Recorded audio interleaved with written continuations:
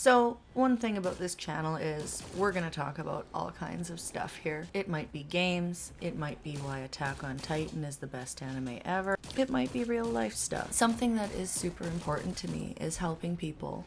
And today I thought, let's do that while I play some games. So I'm gonna go over a few relationship red flags. Nothing too wild, just some things to be on the lookout for in the first 6 to 12 months. This is hopefully gonna help you guys learn how to recognize crazy early, and hopefully help save you guys from a world of hurt, heartbreak, or worse. This is for guys and girls. They're not gonna be in any specific order, just a few that came to mind. So let's just get into it. The first red flag off the top of my head is going to be yelling and screaming.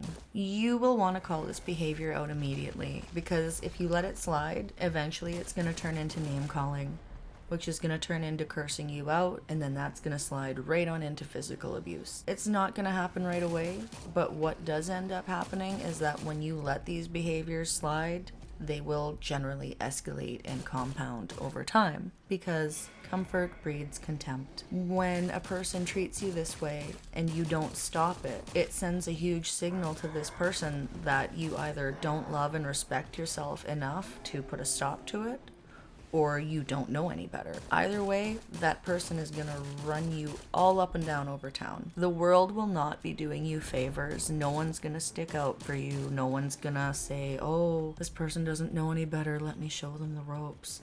No, you gotta know the ropes for you. You gotta get wise to the games, and you gotta be able to stand up for yourself. So moving on to sign number 2 is gonna be insecurity and signs of jealousy. This is gonna include controlling behavior, controlling questions, not believing you when you tell people stuff, accusing you of wild things. All of this is stemming from that person's own past unhealed traumas, but you can't let that slide either. You're gonna have to call that out. And I don't mean babying them, being all like, oh no baby, I would never do that to you, no, no, no, no, and trying to like placate it. No, you gotta be really serious. You have to inform this person. You will not be treated like they are your parole officer, and if they can't handle that because they have too many unhealed issues from past relationship, you guys don't need to be together right now. They gotta get that worked on. So the next one, that's gonna be rage. It's not exactly like yelling and screaming. They are two different things. Rage is this person is flying off the handle. They're punching holes in walls, they're throwing things, they're smashing things, just going crazy for no reason. It's a huge red flag, and that's not to be taken lightly. None of these really are to be taken lightly, but this one is definitely more on the severe side. It's an immediate, hey, this behavior needs to stop, or we do not need to be together. Inconsistency is the next sign that I would like to point out, and that's just stuff like they say they're gonna call you when they get off work. They get off work at 5.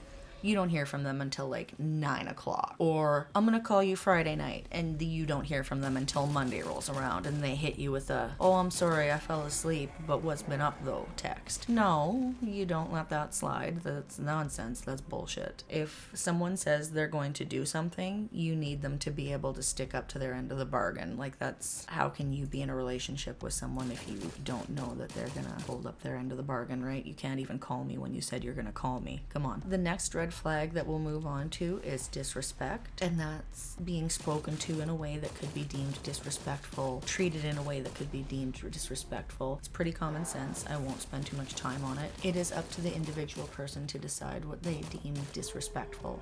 But set your boundaries, set your standards, and stand on them. Do not deviate from that. The next sign would be catching this person in a lie. It's a little more different than being disrespectful directly. However, it is still a disrespectful behavior.